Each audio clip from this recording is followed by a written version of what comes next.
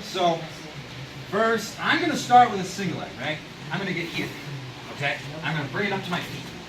All right, now, I mean, any guy worth his salt is going to fight this right here. He's going to whizzer down, okay? He's not going to let me bring this up to my, I can't bring it up to my feet. Like, so, all I'm going to do is I'm here, I'm going to bring my hand right here in his rib cage. I'm going to squeeze it tight like a tight lace. Bring this up, okay? Almost so I can punch my own ribs, okay?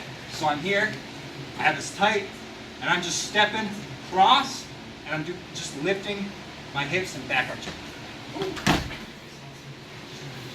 Okay? So really, I'm going to fast. I'm here, here, here, here.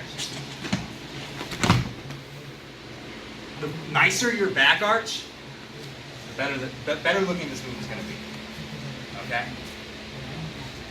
Seatbelt toss. So, again, one more time. Here, bring it up. I'm going to come across, punch, step, arch. Okay? And when we're on top, we can readjust to a half. All right? You guys want to try that? Right, ready? 3, 2, 1.